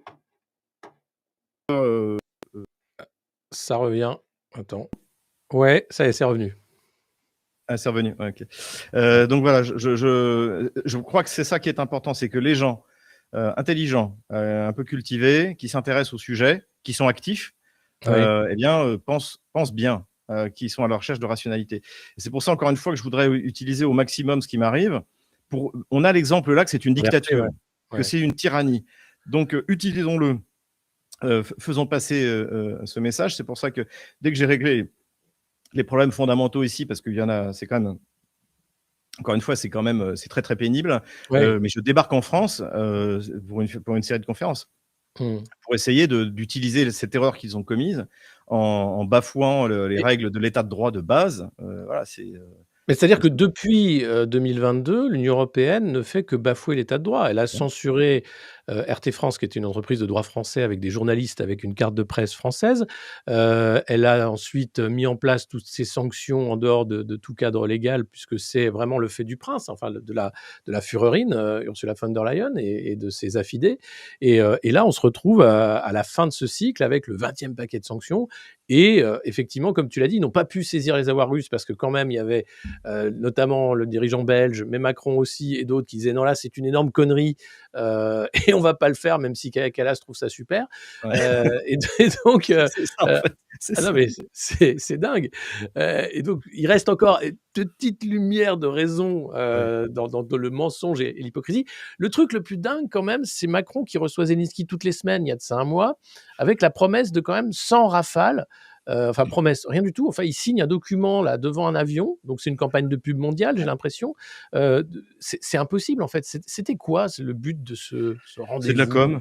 Ouais, c'est C'est de la ça. com. Je pense aussi que on a toute une génération d'hommes politiques peu formés, intellectuellement déficients et qui, en plus, même du point de vue du caractère, c'est-à-dire qu'ils Ouais, s'imaginent qu'une fois qu'ils ont parlé, ils ont agi. Et évidemment, face à ça, ouais, tu as comme du Xi ça, ouais. Jinping, tu as du Poutine, tu as du Modi, tu as du Erdogan. C'est Évidemment pas ouais. que ça tient pas, quoi, et donc ça fait rigoler tout le monde. Ici, Macron est un objet de moquerie. Oui, bah, C'est pas vraiment, qu'ici, en France aussi, c'est ouais, terrible en fait. Je sais pas dans quel pays il est pas un objet de moquerie, quoi. ouais, C'est ouais. Bah, faut le voir avec Erdogan, que Erdogan qui a pas envie de se faire tripoter quand il arrive, il lui chope le doigt. Je sais pas si tu as vu ces images, tu avais, non Lula mais da Silva qui est pas, alors qui pourtant lui est, de gauche, donc plus bien, c'est pas Bolsonaro. Bolsonaro, pareil, lui, méprisait il lui court ouvertement, après. Macron, mais il évite de se faire attraper parce qu'il a pas envie de se faire caresser, par Macron, et l'autre il continue, quoi. C'est vraiment, Mmh. c'est, Il y a eu la baffe quand même, la chamaillerie à la sortie de l'avion présidentiel quand même avec non mais Brigitte. Alors ça, c'est c'est pas le possible. grotesque permanent. Le pire, c'est que donc, ils sont pris sur le vif. Alors, ils pensaient qu'il y avait que RT qui avait, publié les images. Donc, Ouais. ils sortent un communiqué en disant que c'est de l'IA, c'est de la désinformation russe. Manque de peau, c'est AP, l'agence américaine, qui avait aussi publié les images. Et là, ils disent: «Ah non, mais en fait, c'est une chamaillerie, c'est pas du tout une grosse baffe». Alors, et tu te dis: «Mais c'est comment tu peux prendre au sérieux un personnage pareil? C'est C'est pas clair. possible». Bah, tu vois, c'est exactement ce que disait, je participais à une émission, donc un talk show, politique avec, le fameux Vladimir Solovyov, quand c'est arrivé, et donc moi Oh mon Dieu!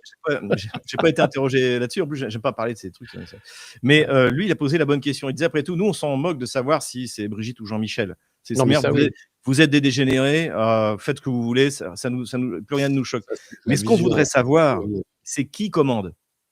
ouais. Qui, en France, commande? Qui choisit le président? Qui se prend des tartes, voilà, comme ça, devant tout le monde, devant le Bah, monde c'est entier. Bernard Arnault, Xavier Niel, enfin voilà, c'est nos oligarques, hein, qui ont mis en C'est place, voilà ce personnage. Mais, Marie tiens, Carapelli, parlons d'excellents. de ouais. On parle beaucoup aussi, en France et en Occident des intentions de Vladimir Poutine, qui voudrait envahir la Pologne, le reste de l'Europe et cetera.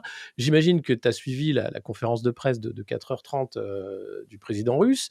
Qu'est-ce qu'il a dit d'important, pour, remettre un peu l'église au cœur du village en disant: «Mais bon, la Russie n'a aucun intérêt à envahir la Pologne.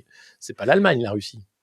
Exactement. Mais ce que je crois que, alors, ce qui est très important par rapport à l'Europe, ce qui m'a beaucoup plu, c'est qu'il répondait, je crois, à un journaliste de la BBC, qui lui posait cette question, et il a dit: «Mais est-ce que vous rendez compte que si nous étions unis, les puissances européennes, alors en incluant en plus l'Angleterre, nous aurions un PIB largement supérieur à celui des États-Unis. Nous serions une Ouais, puissance économique il l'a dit, ouais. Ouais. européenne, et donc c'est ça et en fait, finalement, ça nous ramène au Poutine, homme des années 80, des années 90, qui retrouve le Poutine, qui est un peu qui est l'homme de sa génération, les années 80-90, qui se rend Mmh. compte qu'il y a un truc où le communisme s'est complètement planté, et qui croit en cette maison commune européenne, chère à Gorbatchev, voilà.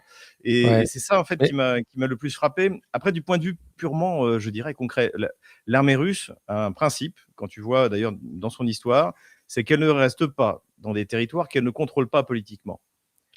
Aujourd'hui, il n'y a pas de troupes d'occupation dans la partie des 4 régions qui ont été reprises par les Russes, dans la partie C'est-à-dire qu'il y a uniquement des troupes au front, mais il y a des derrière troupes au front et il y a des forces de police un peu renforcées, mais finalement, tu as plus d'attentats. Par exemple, tu as eu un général à qui s'est Moscou, fait tuer à Moscou. Tu as il y a 2 jours. plus des attentats de ce niveau à Moscou que tu en as dans les nouveaux territoires. Mmh. Donc, et la Russie, elle a, d'après ce que donc Poutine a dit, 700 000 hommes. C'est ce qu'a dit aussi également le général ukrainien Syrski. La Mmh. Russie n'a pas les moyens de déployer des troupes d'occupation en Pologne.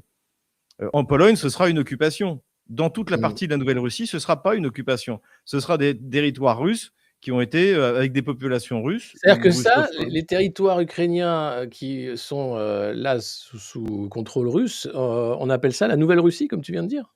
C'est ça. Bah, en fait, c'était le nom qu'avait donné la circonscription. En fait, la Nouvelle-Russie, donc cette partie qui va de Odessa à Kharkov, en gros, ce sont des territoires qui sont récupérés sur le Khanat de Crimée au 18e siècle, par la Grande Catherine notamment. Mmh mh. Et donc, la première circonscription donc, qui est fondée là-dessus, qui d'ailleurs le gouverneur est un Français, le duc de Richelieu, sera également le gouverneur d'Odessa, eh bien, s'appellera la Nouvelle-Russie. Et donc, en 2014, quand il y a eu les soulèvements, qui, je rappelle, ont commencé à Odessa, à Kharkov, Mmh. finalement, on s'est dit, mais après tout, il y a ces régions qui sont même pas russophones, qui sont russes. Donc reprenons cette circonscription telle qu'elle a été voulue à l'époque par la Grande Catherine. Et là, si tu veux, à Kharkov, il n'y aura pas de troupes d'occupation. Une fois que la ville aura été purgée, comme à Mariupol, une fois que la ville est purgée de Azov, puisque c'est Azov qui contrôle Kharkov, les gens, ça deviendra une ville russe comme les autres. En revanche, si tu vas à l'ouest de l'Ukraine, en Galicie et en Volhynie, où c'est des populations complètement différentes, donc les fameux Uniates, Ouais. c'est le pays de Bandera, Chouchkievitch et Melnik. Oui, là, il y aura des forces d'occupation. Et donc, les Russes n'iront pas. Les Russes n'iront pas. Ouais. De la manière qu'ils n'iront pas en Pologne, parce il faudrait des forces d'occupation, ni en Allemagne. Tu t'imagines le nombre de forces d'occupation qu'il va falloir déployer pour aller jusqu'à Brest? C'est Ouais. voilà. Et ça, les Russes, oui. Non mais Euh, c'est-à-dire que, il y a alors, moi ce qui m'étonne depuis, le début de la propagande européenne, c'est de dire alors une semaine, les Russes sont à bout. Alors là, on parle de cannibalisme, au sein des troupes russes qui n'ont rien à manger. On a parlé bien sûr des Nord-Coréens. Alors c'est une réalité, il y avait des soldats nord-coréens, hein, qui étaient, ouais, ouais. sur le front. Mais après il y a eu quand même cette propagande d'Ursula von der Leyen folle sur les microchips des machines à laver, hein, les puces de machines à laver, pour, l'armement russe. Et puis après on nous explique que l'armée russe, il y a des surinvestissements, ils ont des armes de dernière génération incroyables. Enfin, une semaine sur deux, c'est le danger absolu, et l'autre semaine, c'est quand même un pays qui a le PIB de l'Espagne, qui est en train de crever, et qui a une armée qui est en train de s'auto-manger tellement ils sont mais c'est comment c'est possible à un tel degré de de de propagande, en fait? Bah, je crois qu'en fait, c'est des narratifs précisément de propagande qui se contredisent. Au début, Ouais. on nous expliquait, donc ça, c'est un peu l'héritage de l'OTAN, c'est-à-dire que les Russes étaient des sous-hommes, hein. En gros, c'est ça. Moi, quand j'ai grandi Ouais. dans une armée, notamment quand on traitait de l'histoire de la Seconde Guerre mondiale, on nous expliquait que les Russes avaient gagné parce qu'il y avait des vagues d'assaut qui se jetaient. Il y a ce fameux film très bien joué d'ailleurs au demeurant Stalingrad, où on voit Jude Law monter à l'assaut en suivant un mec et récupérer son fusil une fois qu'il est mort. Donc ce genre d'ânerie, Mmh. ça a marqué. Et surtout, c'est dû au fait que en 1945, les Américains avaient peur de l'Union soviétique, et il y avait de quoi, en se disant, mais comment on va faire pour combattre une armée pareille? On va demander à ceux qui s'en sont le moins mal sortis, qui ont déjà eu affaire à eux, aux généraux allemands. Et donc, on a eu Manstein, conseiller de la Bundeswehr, Halder, C'est conseiller de l'OTAN, comment il s'appelle euh, Hallstein, Walter Hallstein voilà, sur donc, l'UE. qui sont tous des criminels de guerre, hein. Ouais, ouais. Manstein est un criminel de guerre. Guderian qui a écrit les mémoires d'un soldat, c'est une espèce de roman. En fait, si Hitler nous avait écoutés, on aurait pu gagner, parce qu'en face, ils étaient nuls. Ouais. Ça, ça a été, en fait, si tu veux, ça a inspiré la vision de l'armée soviétique, Ouais, une vision raciste, hein, que tu c'est trouves chez ça l'OTAN, que tu retrouves chez un Yakovlev, chez un Goya. Ils ont été immergés là-dedans. ouais. Et donc, le fait même de voir la réalité, c'est-à-dire que la Russie et je cite, je suis comme le colonel Beau, je cite les chiffres de l'OTAN ou de la presse essentiellement anglo-saxonne, que la Russie, avec un contingent de 120 160 000 hommes, est attaquée une armée qui se revendiquait au début à 420 000 hommes. Ça, c'est Défense Express. C'est la veille de la guerre. Il y a un article avec Zelensky et Zaloujny où on les voit. Ils ont, voilà, il y a 420 000 hommes qui sont prêts à affronter les Russes. Donc les Russes, en attaquant à 1 contre 3, un pays de la taille de la France, se sont emparés en 3 mois de 60 000 km² pour toujours. Ouais. Toujours. Ça, c'était entendu. Et depuis, il y a le narratif repris par Macron, Barrot, etc., de dire en un an, ils n'ont pris que 1% du territoire. En fait, ils disent depuis novembre, ils n'ont pris que. Mais la guerre, elle commence le 24 février. Pourquoi démarrer au mois de novembre ? Et surtout, la question, c'est que même si, ce que les Russes n'accepteront pas, mais même si on s'arrêtait sur la ligne de front actuelle, sans évacuation du Donbass, etc., les Russes ont pris, selon qu'on calcule, entre 120 et 130 000 km². C'est un quart du territoire français. Donc pour une armée, et donc à la fin, le traité, ce serait sur cette ligne de démarcation.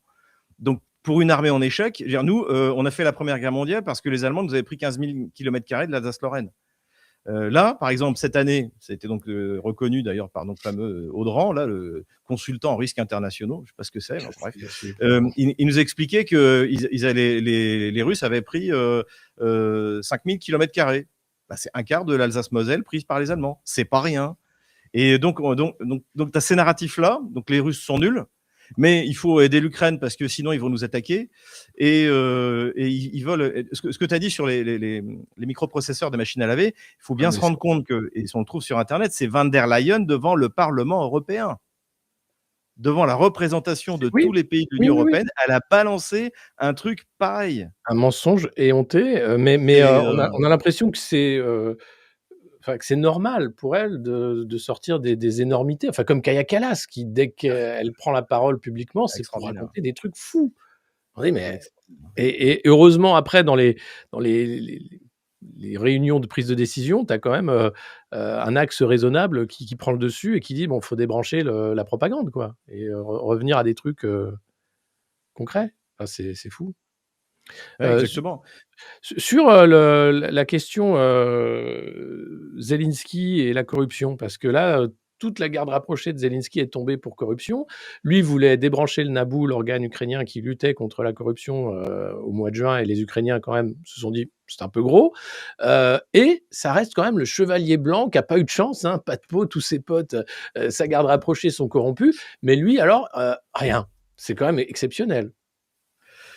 En plus, ce qui est assez exceptionnel, c'est que l'automne 2021, donc avant l'opération militaire spéciale, il est allumé avec, pareil, c'est toujours c'est des gens de son ancienne équipe quand il était comique, donc dans les Pandora Papers, pour quelques millions de dollars d'immobilier en Angleterre, je crois que c'est en Angleterre à l'époque. C'est ça. Donc évidemment que Zelensky, c'est un homme politique ukrainien de base.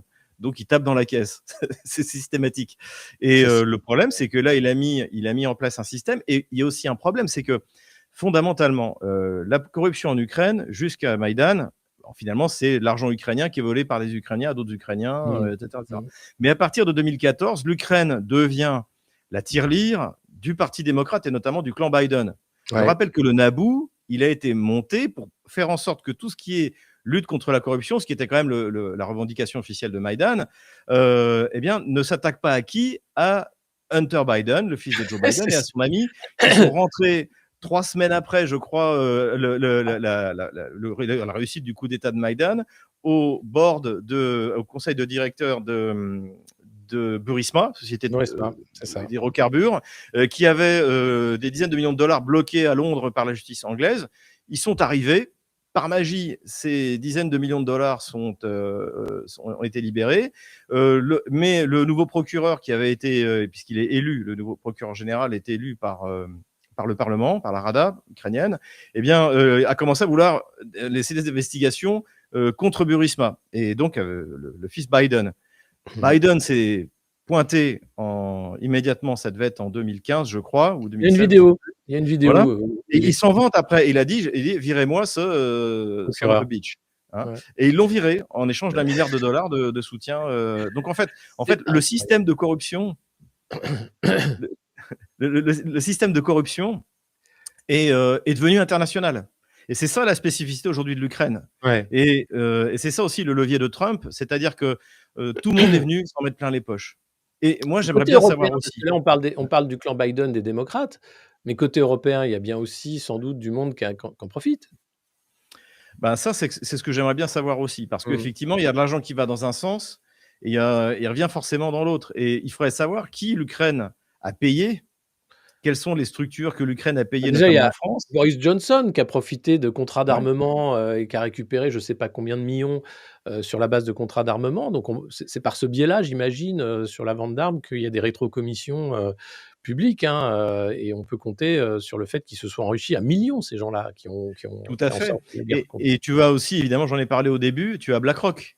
Mmh. BlackRock, jusqu'à l'offensive ratée donc de l'été 2023, Larry Fink se rend 3 ou 4 fois à Kiev. Mmh. OK, on va, pour l'instant, vous pouvez garder, vous n'êtes pas obligé de nous payer ce que vous nous devez pour gagner contre les Russes. On va participer à la reconstruction, etc. Et puis à partir de l'offensive ratée de 2023, Larry Fink se rend compte qu'en fait c'est foutu. Parce qu'à Et moins d'être d'ailleurs, complètement il est stupide. revenu dans les négociations là, en visioconférence, on l'a vu arriver, le boss du niveau final. Je pense que là, ça veut dire que c'est fini, il va falloir Et c'est débrancher. mon analyse. Ouais. Je pense que, en Mmh. fait, je pense qu'il y avait deux. BlackRock voulait faire, Larry Fink voulait faire deux choses. Il voulait le vol des actifs russes pour Ouais. pouvoir être remboursé de l'argent qui est prêté à l'Ukraine. C'est ce qu'il avait demandé. Donc à partir de l'été 2023, il y a plusieurs articles qui sont sortis où il explique que bon bah voilà, en gros, nous on voudrait être remboursé, mais l'Ukraine n'a pas d'argent, mais c'est pas grave puisque les États lui en prêtent. Donc en fait, ce qu'il voulait, c'est que BlackRock soit remboursé par l'argent Ouais, non par mais Nicolas, Helmut et Giuseppe, comme j'ai comme coutume de d'habitude, ouais. dire. Et évidemment, les États ont dit non. Mais aujourd'hui, finalement, ce qui se disait, j'en ai rien à faire que finalement, à la fin, ce soit les contribuables européens qui vont payer. Mais moi, je veux récupérer l'argent de BlackRock. Et aujourd'hui, il arrive là-dedans et il veut que je Mais pense dans l'argent va être peut-être prêté à l'Ukraine. On va voir sur les 90 milliards ce qui va réellement être prêté. Il a bien l'intention, de faire partie de ceux qui vont construire. Et c'est pour ça que lui veut que ça mmh, s'arrête. Parce qu'il veut qu'Odessa reste sous contrôle. mmh. Il reste quoi comme actif qui vaut quelque chose dans la partie de ce qui restera de l'Ukraine une fois que les Russes auront pris ce qu'ils veulent? Il restera pour l'instant, il reste Odessa. Odessa, c'est la perle. C'est l'accès à la mer Noire, c'est le plus grand port. Voilà. Ils ont, et c'est du point de vue comment dire, l'importation et l'exportation vers l'Europe de l'Est, c'est C'est fondamental. clé pour l'entrée dans l'Union européenne, ouais. Mmh. C'est ça. Donc en fait, Larry Fink, je pense qu'il se verrait bien gouverneur non officiel d'Odessa, tu vois, mettre la main, Mmh. comme les Chinois ont mis la main sur le port du Pirée.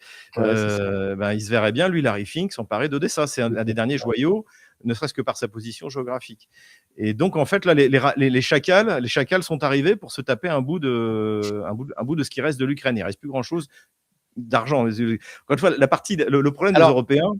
fondamental depuis le début, c'est que la partie la plus riche de l'Ukraine, elle est russe. Mais les gens avec qui ils ont fait Maïdan, c'est-à-dire les bandéristes, c'est les gens de l'ouest de l'Ukraine, c'est les Carpates, c'est la partie la plus pauvre. Mmh. Ça a toujours été les pauvres. C'est pour ça que d'ailleurs, il y a beaucoup de rancœur, ils ont été traités comme des esclaves par les Polonais pendant des siècles. Donc c'est des gens qui ont un peuple qui a beaucoup souffert en fait, en réalité. Ouais, c'est ça, ouais, C'est ça ouais. qui est triste. Mais donc c'est eux qu'on peut agiter, retourner dans tous les sens, embrigader. Voilà. Mais le problème, Mmh. c'est qu'ils sont pauvres. Et c'est aussi le problème Et qu'on a depuis 2004, c'est qu'on explique aux Ukrainiens en général que l'Est de l'Ukraine, c'est des sous-hommes, c'est des régions de dotation qui vivent du budget de l'État ukrainien. Et ça, en Ukraine centrale et en Ukraine de l'Ouest, on en est persuadé. Le mmh. problème, c'est que les oligarques qui s'étaient emparés des actifs industriels soviétiques, eux, ils savent bien où il est l'argent, où elles Ouais. sont les industries. Le port de Mariupol transitait 20% du PIB ukrainien et puis de la haute valeur ajoutée en fait.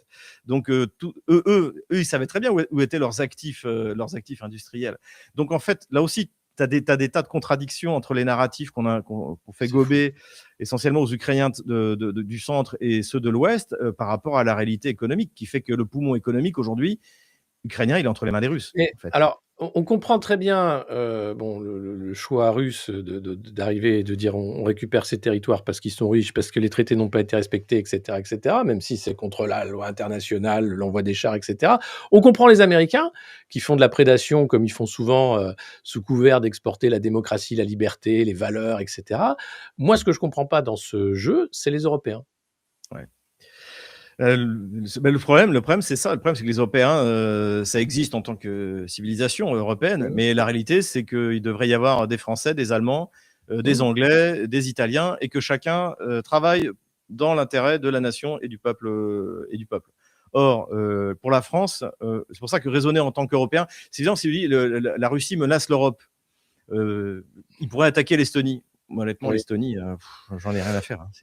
Je pense que les Russes n'ont pas du tout envie d'y aller parce que à quoi ça sert à rien. Bah, c'est une Aujourd'hui, forêt avec des dachas et puis après voilà, voilà, tu il y avait un port sur la Baltique, mais là, les Russes, à cause des sanctions, ont complètement réorienté leurs exportations par des ports russes, par Ust-Luga, par Saint-Pétersbourg, par Vyborg. Donc, ils ont investi énormément d'argent pour permettre aux Biélorusses de contourner les sanctions. Ils ont créé des infrastructures précisément pour que les Biélorusses puissent utiliser ces infrastructures. c'est voilà. Donc, pourquoi est-ce qu'ils vont emparer de l'Estonie? Mais nous, même s'ils s'emparaient de l'Estonie, qu'est-ce que ça peut nous faire? On s'en fiche. Pour être parfaitement, pardonnez-moi d'être brutal, de la même manière que la France a vécu 1470 ans de son histoire sans que l'Ukraine existe, ça n'a pas été un problème énorme pour nous. Non. Et quand l'Ukraine a surgi, enfin, Mais il y a eu des volontés, des forces politiques qui ont voulu surgir dans l'histoire, comme à la fin de la Première Guerre mondiale ou pendant la Deuxième, ils nous étaient hostiles. mmh. Ils nous étaient C'est hostiles. non, mais c'est ça, c'est-à-dire qu'il y a quand même beaucoup de choses, qui ne vont pas dans la construction européenne et l'OTAN aussi. Alors les Français, il y a quand même Xavier Niel, hein, qui a investi massivement dans les télécoms. Enfin, on voit qu'il y a quand même des oligarques, nationaux qui se positionnent. Les Britanniques, bon, bah, c'est la vente d'armes, ils se sont positionnés aussi. Les Allemands, je sais pas trop. Là, je vois pas le calcul allemand pour l'Ukraine. Bah, disons qu'il y a, Rheinmetall a promis, la construction d'infrastructures militaires, d'usines. Le problème, c'est que depuis, les Russes tabassent, tout ce qui produit de l'énergie. Donc Ah quand oui. même, pour, construire une usine, il faut avoir de l'énergie. Donc, je pense que tous les projets militaires, pour l'instant, sont suspendus. En revanche, effectivement, tout le monde veut participer à la reconstruction, tout le monde imagine qu'il y aura beaucoup d'argent. Ce qui n'est pas d'ailleurs certain. Ce qui n'est pas d'ailleurs certain étant donné la situation économique en Europe. Mais, Bouygues, par exemple, pourquoi est-ce que LCI soutient l'effort de guerre ukrainien? Une des explications qui m'a été donnée, c'est que Bouygues a bien l'intention de se taper les grands contrats de reconstruction qui vont Oui, arriver ça se à la fin de comprend. la guerre. Ouais, ça se Donc comprend. voilà, oui, effectivement, le problème, c'est qu'en fait, il n'y a plus aucune politique souveraine de la France. Donc on a d'un côté une oligarchie, ben, tu viens de citer les noms, et moi aussi. De l'autre côté, on a une classe politique absolument incompétente qui balance des banalités. Enfin, franchement, est-ce que tu as entendu la sortie de Jordan Bardella?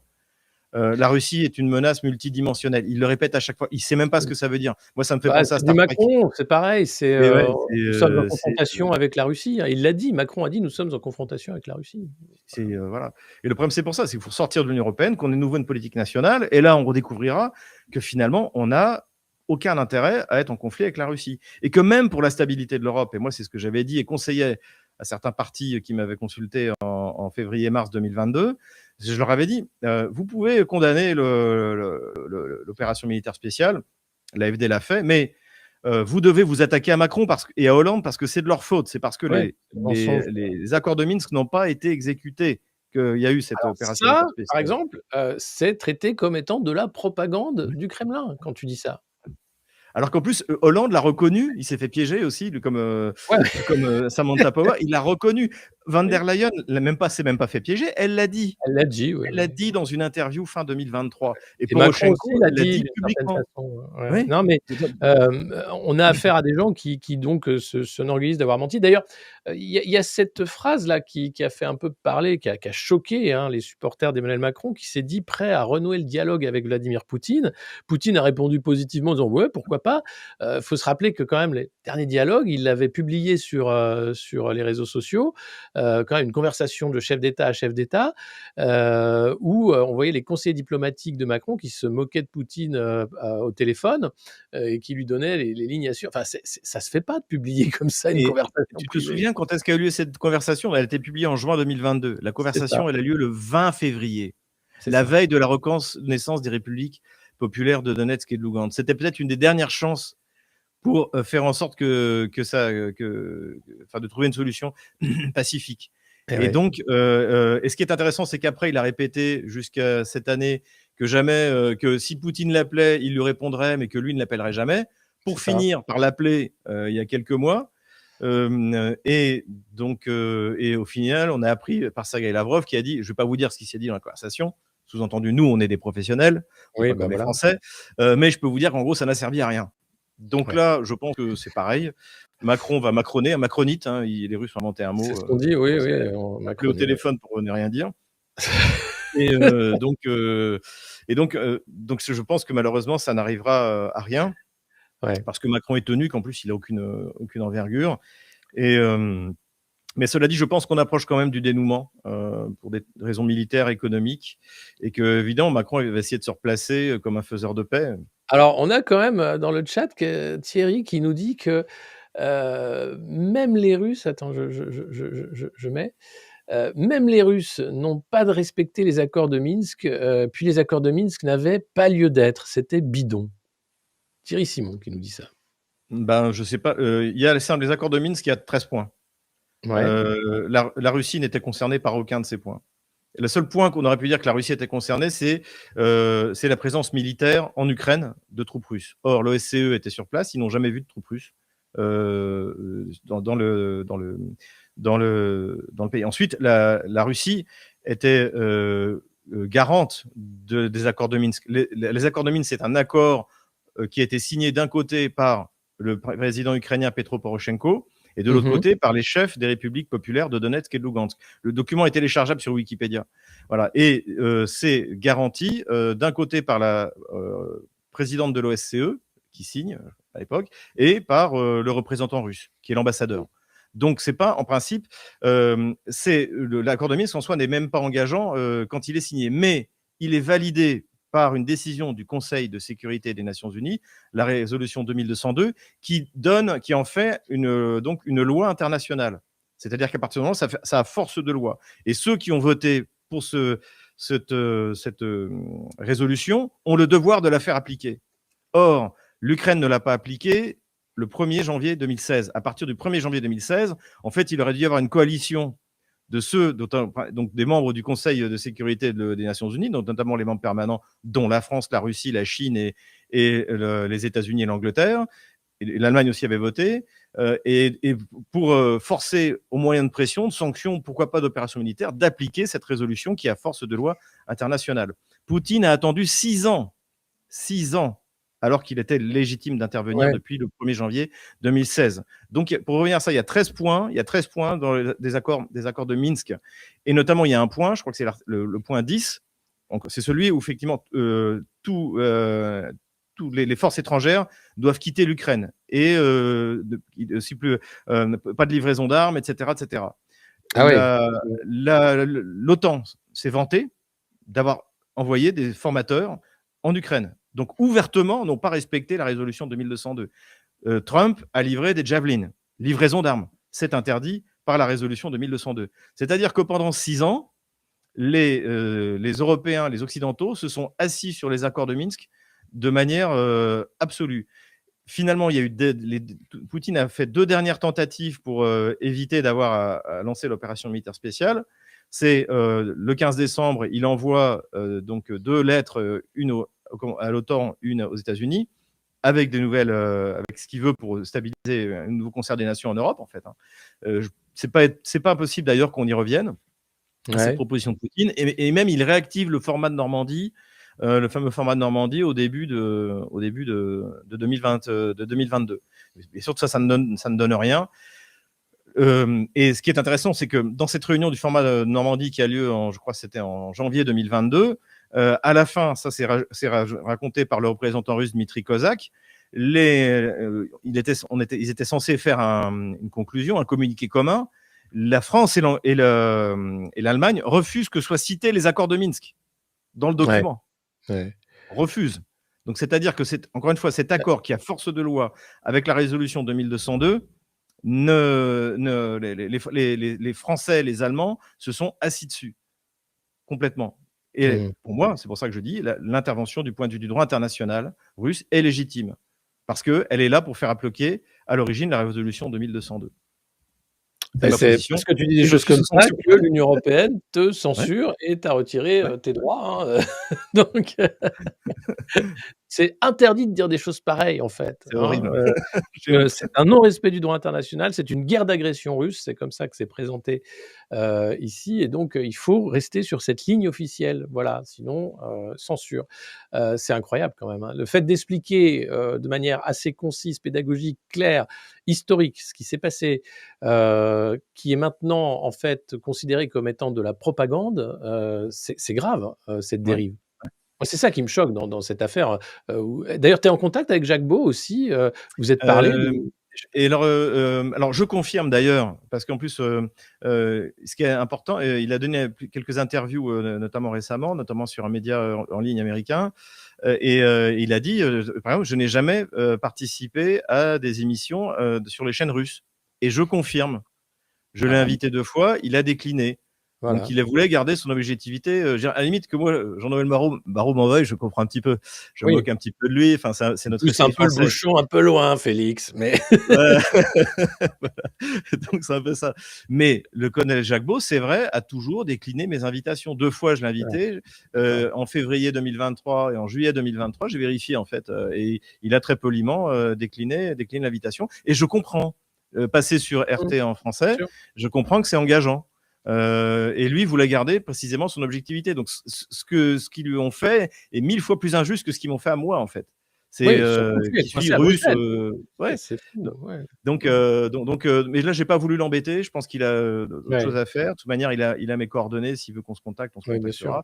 contactera. Je le soutiens, totalement, mais je veux pas le voilà, je suis Mmh. passé par là, ça a quand même été un choc, la semaine Bah oui, dernière.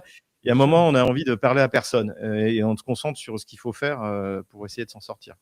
Bien C'est, sûr. Alors justement pour, te soutenir, t'aider, te voir, maintenant ça se passe comment si on veut, accéder au contenu de Stratpol?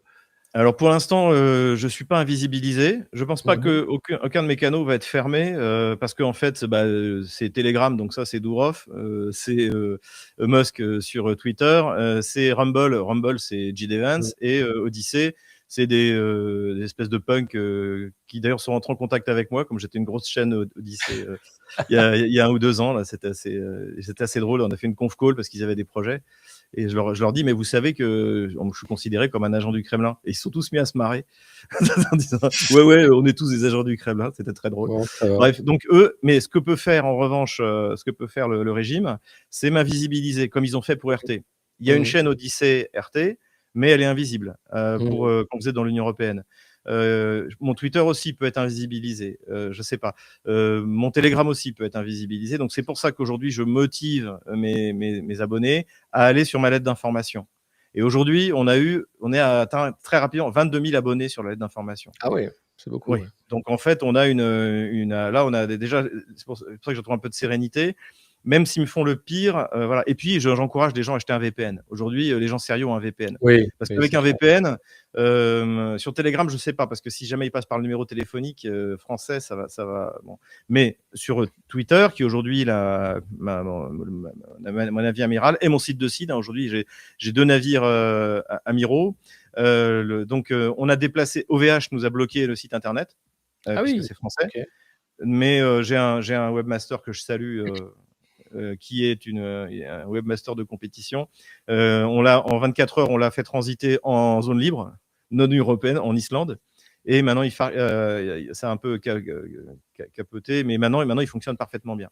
Et Mmh. donc en fait, que les gens s'abonnent, aillent sur le site internet, s'abonnent à la newsletter, et voilà, on anticipe les pires des censures. Mais j'espère que là, je vois que Musk est remonté comme une pendule. J'espère qu'il se soumettra pas aux oukases de la Bah, dictature. après, l'Union européenne peut tout à fait, interdire, X sur son territoire. La Russie le Voilà, fait, donc ils vont dire: «Bah, nous, on le fait aussi», voilà, voilà, voilà, tout à c'est fait. comme ça, et donc il faut un VPN. Effectivement, Il faut un VPN, ça va ouais. être alors là, Aujourd'hui, c'est il le faut un moment VPN, d'investir dans une boîte qui fait des VPN parce que là, ouais. ça part dans tous les sens. C'est quand même impressionnant. Bah, en tout cas, Merci beaucoup Xavier d'avoir répondu à cette invitation à 24 décembre. Je Merci vais Alexis. accélérer quand même parce que c'est Noël et il y a beaucoup de choses à faire. On aura l'occasion de se reparler évidemment, mais au-delà du choc, de cette censure, totalement arbitraire, il y avait beaucoup à dire. Est-ce que tu as un mot de la fin peut-être avant qu'on se quitte? Joyeux et Saint Noël Ben voilà, et paix aux hommes de bonne volonté. aux hommes de bonne volonté. Voilà. Merci beaucoup Xavier, je te souhaite un joyeux Noël Joyeux Noël Alexis et merci de ton combat. et À à tous tes bientôt. auditeurs. Au revoir. Voilà, merci à vous. On était, 13 000 sur toutes les plateformes, confondues, plus de 6 000 sur, YouTube. Merci beaucoup, c'est le moment ou jamais, hein. Vous pouvez nous rejoindre, vous abonner, bien sûr sur, YouTube si c'est pas encore fait, et puis offrir des abonnements pour Noël comme l'ont fait, les petits lutins du monde moderne, que je salue, les pères Noël, du monde moderne qui ont offert plein d'abonnements ce matin